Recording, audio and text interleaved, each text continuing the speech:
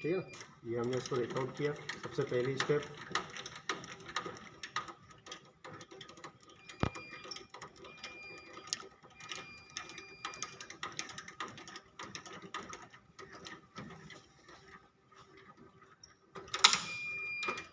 हमने ब्रेकर को पूरी तरीके से बाहर निकाल लिया। बाहर निकालने के बाद ये रिकआउट हुआ। अब इसको खींच के पूरा बाहर निकालना है हमको काम करने के लिए। तो खींच के हमने पूरा इसको बाहर निकाला, ठीक है ना। अब इसके अंदर होता है ये मैकेनिज्म अपना पूरा जो पूरा ऑपरेट होता है। अभी हम पुश बटन जैसे देखते हैं बाहर से, यदि वो काम करता है, ये वाला जो पुश बटन है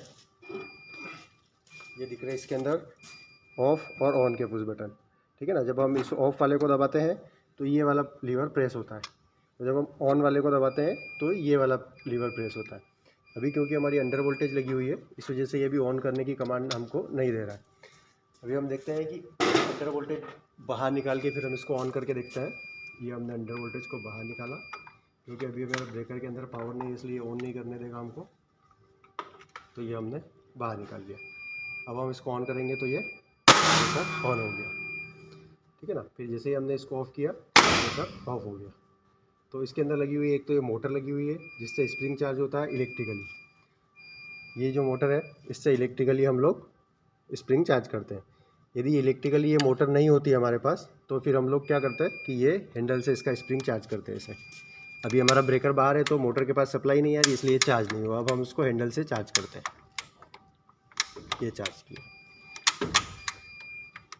ये हमने चार्ज किया, ये चार्ज हो गया। चार्ज होते ही ये जो स्प्रिंग है आपका चार्ज का स्प्रिंग दिखा, यहाँ पे इंडिकेशन दिखाएगा कि ब्रेकर आपका चार्ज हो गया। चार्ज होने के बाद जब हम लोग इसका प्रेस करेंगे तो ये ब्रेकर हमारा ऑन हो गया। ये ऑन का इंडिकेशन दिखा दिया है। जब हम ऑफ़ करेंगे तो ये वापस ब्रेकर का ऑफ का इंडिकेशन आ जाएगा। अब हम लोग वापस अंडर वोल्टेज लगा देते हैं। अंडर वोल्टेज हमने ऑन ऑफ करके चेक करने की जो निकाली थी, ये वापस हमने इसके अंडर वोल्टेज लगा दी। अब अंडर वोल्टेज जो है अपनी अंडर वोल्टेज का काम ये है कि जैसे ही आपका पावर जाए एमपीवी से तो क्या हो कि आपका जो ब्रेकर चालू है वो ऑटोमेटिकली बंद हो जाए पावर जाते ही, ठीक है ना। उसके बाद जब पावर आए तो आप आकर के चालू करो तभी ये ब्रेकर चालू हो। फिर उसके बाद क्लोजिंग और शंट कॉइल, क्लोजिंग रिलीज और शंट रिलीज होती है।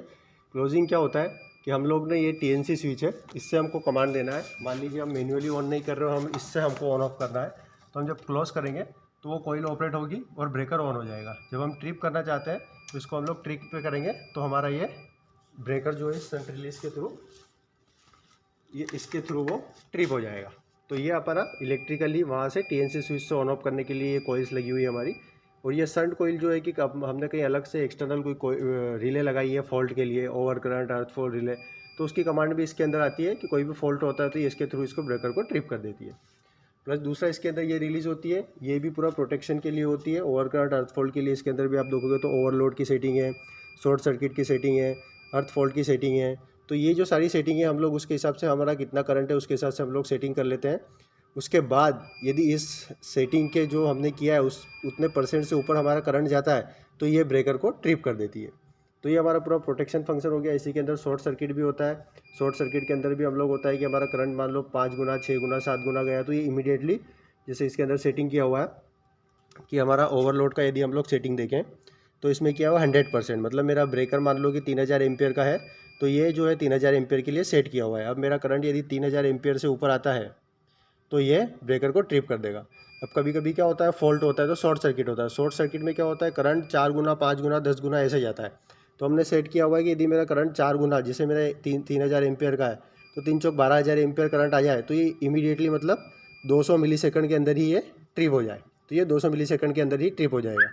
ऐसा ही मेरा अर्थ फॉल्ट का भी है कि अर्थ फॉल्ट में भी एक अर्थ में फॉल्ट होता है या कोई किसी फेस में अनबैलेंस होता है कि 2 फेस में लोड आ रहा है, किसी एक फेस में वोल्टेज नहीं आया तो उसकी वजह से एक फेस में लोड नहीं आएगा, तो वो अर्थ फॉल्ट की कंडीशन कहलाती है। और जैसे कोई केबल अर्थ हुई तो वो भी अर्थ फॉल्ट कहलाता है। तो उस केस में भी यदि मेरा अर्थ फॉल्ट होता है, मतलब अनबैलेंस हुआ मेरा 20%, मान लो मेरा कि 3000 एम्पियर का सेटिंग है उसके अंदर मेरा 20%, मतलब कि ऐसे मानो तो मेरा 600 एम्पियर का अनबैलेंस आता है यदि तीनों फेस में से मिला के, तो भी ये 0.1 सेकंड मतलब कि 100 मिलीसेकंड में ब्रेकर को ट्रिप कर देगा। तो ये पूरा प्रोटेक्शन रिलीज हो गया, ये पूरा मैकेनिज्म हो गया आपका। और ये closing tripping electrically close on off के लिए ये अपनी कॉइल्स हो गई।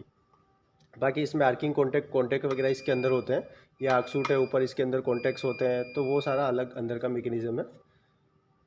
ठीक है, सेव कर दो इसको।